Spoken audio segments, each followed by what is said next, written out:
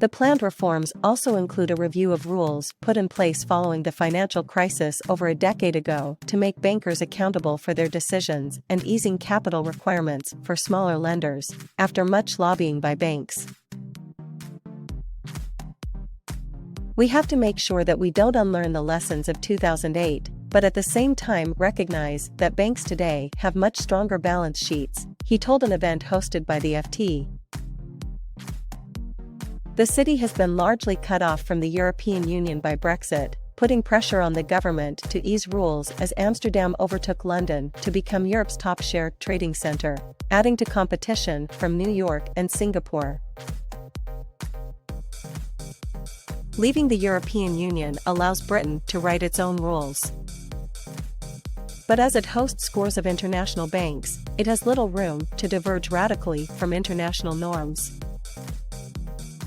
The government's approach to reforming the financial services regulatory landscape recognizes and protects the foundations on which the UK's success as a financial services hub is built: agility, consistently high regulatory standards, and openness, the Finance Ministry said in a statement. Hunt set out his plans at a meeting with financial sector officials in Edinburgh. Now dubbed the Edinburgh Reforms, the proposed reset had been trailed as Big Bang 2.0, raising expectations of a big deregulatory push, which left banks fearing costly systems changes. But the emphasis has shifted to reviewing and tweaking rules while remaining aligned with global standards, rather than any wholesale dismantling of regulations. The batch of planned reforms include a review of securitization and short-selling rules, overhauling prospectuses issued by companies when they list, and a plan for repealing and reforming rules that were introduced when Britain was in the EU. Other plans include a consultation in coming weeks on a central bank digital currency, a project that Prime Minister Rishi Sunak was keen on as Finance Minister. There will also be a consultation on regulating compilers of ratings on companies' environmental, social, and governance impacts. It is important for people not to overplay this. There is no sense of any move back to a pre-financial crisis world, said Jonathan Herbst, a lawyer at Norton Rose Fulbright. The EU is updating its own financial rules to reduce remaining reliance on London, and is ahead in areas like crypto-assets. The reforms target two sets of rules introduced by Britain in the aftermath of the financial crisis over a decade ago, when the government had to bail out undercapitalized banks while few individual bankers were punished. The first set, known as the Senior Managers and Certification Regime, requires banks and insurers to name individuals responsible for specific activities, making it easier for regulators to punish them when things go wrong. Bankers have complained that regulators take too long to vet these senior appointments. The second set of rules requires banks to ring-fence their retail arms with a cushion of capital to insulate deposits from a blow-up in riskier activities, such as trading derivatives. The ring-fencing regime will be reformed to free retail-focused banks and ease unnecessary regulatory burdens on firms while maintaining protections for depositors. Banks have lobbied to either scrap the rule or significantly raise the deposits threshold, which triggers the requirement. The changes are likely to ease burdens on smaller banks to help Britain's long-standing attempts to increase competition in a sector dominated by HSBC, Barclays, Lloyds, and NatWest. Bank of England Deputy Governor Sam Woods said in 2020 that he would defend the ring-fencing rules to his last drop of blood. The BO said on Friday it would work with the ministry to ensure a safe and competitive financial system. The ministry will also review EU-era stock and bond trading requirements known as MiFID II, in particular a rule requiring brokers to itemize or unbundle their customer charges for research on stock picks and for executing stock orders. Britain had already set out initial reforms in its Financial Services and Markets Bill being approved in Parliament. It includes giving regulators an extra objective of paying heed to the city's global competitiveness when writing rules. Sophie Lundates, lead equity analyst at Hargreaves Lansdown, said London's financial centre has been severely held back since Brexit. Sadly, the allure simply isn't there, with many of the UK's brightest companies being snapped up by overseas investors, and London losing its top share dealing status, she said. Other reforms already announced include scrapping a cap on banker bonuses and easing capital rules for insurers. A public consultation on regulating crypto assets has also been flagged.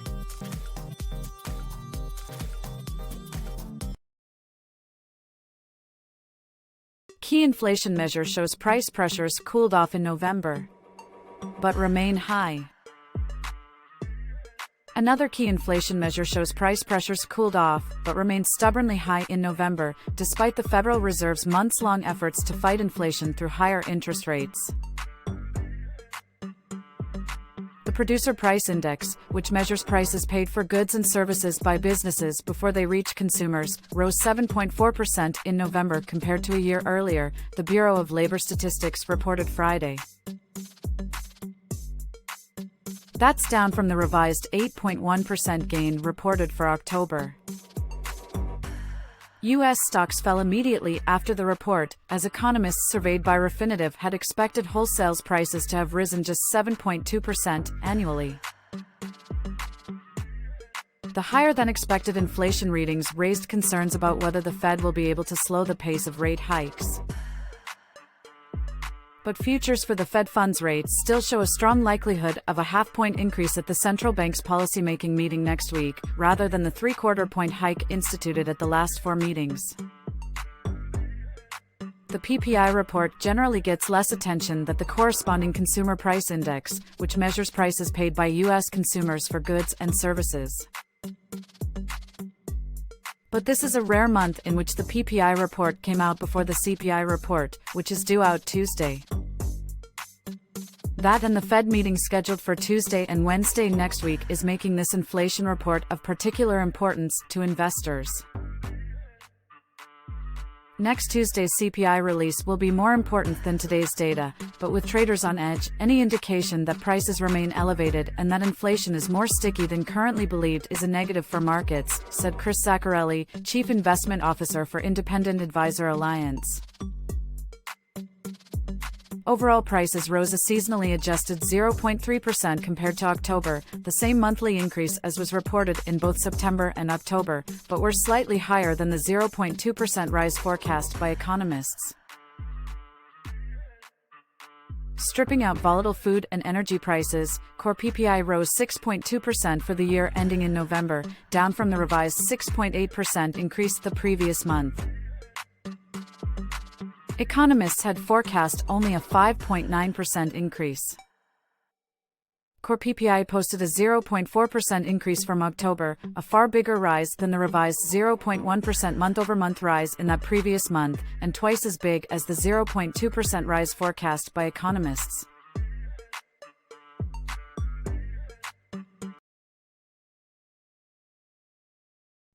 Brittney Griner arrives in the U.S. after being released from Russian custody in a prisoner exchange. Brittney Griner, the American basketball star detained by Russian authorities in February, has safely returned to the United States after being released from custody in a prisoner exchange. Griner, 32, arrived at Joint Base San Antonio Fort Sam Houston, Texas early Friday and was taken to Brooke Army Medical Center for a routine evaluation, a State Department official told CNN. U.S. officials who met Griner said she was in good spirits and incredibly gracious, National Security Council spokesperson John Kirby told CNN. Griner stepped off the plane shortly after 5:30 a.m. "So happy to have Brittney back on U.S. soil. Welcome home, BG," tweeted Roger Carstens, a State Department official traveling with Griner, Friday morning. Griner's release was secured after a prisoner swap between the U.S. and Russia that involved international arms dealer Victor Bout, who was arrested in 2008 in Thailand and extradited to the US in 2010. The exchange was conducted Thursday in Abu Dhabi, senior Biden administration officials said. A joint statement from the United Arab Emirates and Saudi Arabia said the Gulf countries played a role mediating the exchange between the US and Russia. It is not a sign of improvements in US-Russian relations, Kremlin spokesperson Dmitry Peskov said Friday. Griner's arrest and conviction played out against the backdrop of Russia's invasion of Ukraine and added further attention to the plights of other Americans in Russian custody, including Paul Whelan and Trevor Reed. Whelan's release could not be secured in the latest prisoner swap, while Reed returned to the U.S. in April after a nearly 3-year ordeal. The Biden administration will continue negotiating with Russia to secure Whelan's release, it said Friday.